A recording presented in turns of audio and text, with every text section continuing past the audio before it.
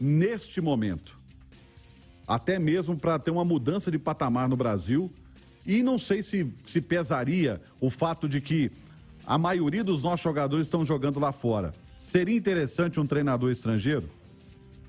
A gente está discutindo muito isso aqui, né? Precisa de um bom treinador. A gente tem uma carência, evidentemente, e tem nomes que são interessantes aqui, que atuam no futebol brasileiro, de brasileiros mesmo, né? Mas existe uma dúvida, quem pode assumir entre os brasileiros a seleção. Por isso até que surge e cresce a possibilidade de ser um treinador estrangeiro. Agora, você começa a fazer a lista lá, como fez a CBF. Começa a fazer a lista e começou para mim certo. Começou dos maiores, dos melhores. Vai ouvindo não. Daqui a pouco você vai chegar à conclusão que a alternativa viável está por aqui. Então, é importante que você tenha convicção de que tipo de trabalho o cara pode desenvolver, a característica do treinador. Por isso que eu falei um pouco do Mourinho, que tem esse aspecto defensivo. E quem você tem de real, né? Você sonhar com o Guardiola, eu acho legítimo. Mas você precisa ver o que que pode acontecer. E eu acho que o que pode acontecer para a seleção brasileira está muito distante dessa turma aí da primeira linha. Então vamos pegar aqui. Vocês falaram do Fernando Diniz e muita gente já falando que gostaria de ver o Fernando Diniz. Um citando até o Alex Talento, que vai começar o primeiro trabalho no profissional dele no Avaí. Abel Ferreira, técnico do Palmeiras, seria um bom nome para a seleção brasileira? Eu acho o Abel Ferreira muito bom treinador. Eu já falei durante a Copa do Mundo. Falta a seleção brasileira, não só nessa Copa, na última Copa também, competitividade. Encarar a Copa do Mundo como se estivesse jogando uma Libertadores. A Argentina faz muito isso. A seleção brasileira tem muito talento. Eu acho que o Tite, taticamente, foi bem na seleção brasileira. Mas eu sinto falta na seleção brasileira desse espírito, de jogar uma Copa, cara. Pegar um Modric fazendo um giro e dar uma lenhada nele. Agora você não vai correr, não. Você vai ficar por aqui. É pegar um Lukaku no meio de campo lá na Rússia e parar ele com a pescoçada. Acho que falta isso, cara. Falta espírito de Copa Libertadores para a seleção brasileira, que sobra às vezes em outra seleção.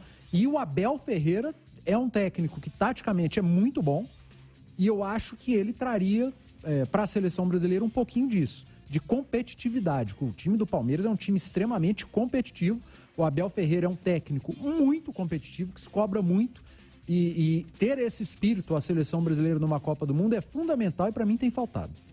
Eu sinceramente, voltando só um pouquinho, eu acho que faltou comando pro Tite durante o jogo, de orientação e visão dele com relação ao que estava acontecendo naquele momento na partida. Eu acho que foi decisão dos caras em campo. Agora, tem um outro detalhe.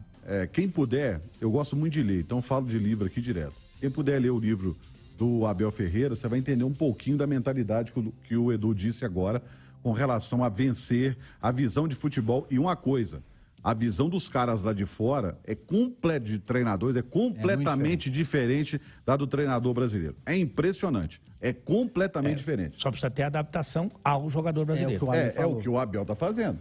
Tem que ter essa adaptação. E na seleção, né, Ale? Os caras têm muito inflado ego. Exatamente. Enfim, difícil. Não é nem o que a gente tá defendendo, a gente só tá constatando a realidade. A característica. Agora, você vê, né, por exemplo, a seleção da Argentina tem esse espírito de Libertadores? Tem isso que a gente tá...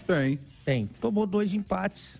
Falei isso ontem. É loucura. É tão louco assim que a responsabilidade... O futebol é maravilhoso. Se o Pedro, e eu tô citando o Pedro aqui porque ele estava envolvido na jogada, se o Pedro para aquela bola e dá um tapa para trás, a gente ia muito forte contra a Argentina. Eu não acho que o nosso time é pior do que o da Argentina. Também acho que não. Falei isso ontem com o Everton aqui no Bastidores, Ale. A Argentina teve muito próximo de ser eliminada, igual o Brasil foi, cara. Muito próximo. 2 vezes. Agora, com a França não era eliminação, ela perderia a Copa, assim, e teria sido eliminada pela Holanda. Eu citei aqui a aposta do Tite, ele falou, eu quero colocar os 5 bom do meio para frente. É uma aposta arriscada. Mas para isso, eu tenho que ter uma última linha fixa. Ele, em 3 jogos, inclusive no jogo que a gente foi eliminado, no tempo normal, ele não teve um chute contra o goleiro dele. Como é que deu errado e você vai falar que ele é defensivo, jogou com 5 bom? E o que veio desviou. Desviou, tava travado. Então, assim, é muito louco. Agora, tem umas coisas que é a responsabilidade dele. Fred, você vai entrar, você não avança, você não sobe. É isso que eu tô falando. Esse chama Fabinho.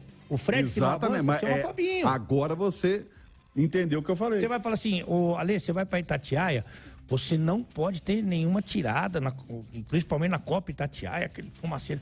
Então não é o Alê, entendeu? Então essa é uma responsabilidade do treinador. O Fred que não desce chama Fabinho. Ele colocar o Alexandre longe da sua condição ideal é o treinador. Então tem coisas que é do treinador, tem coisas que é do futebol.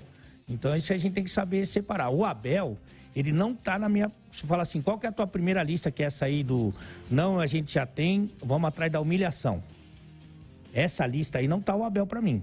Essa lista tá o Guardiola, que nós já tomamos toco, tá o Klopp, tá os caras desse patamar, o Ancelotti, esse patamar. Na segunda, o Abel pra mim tá.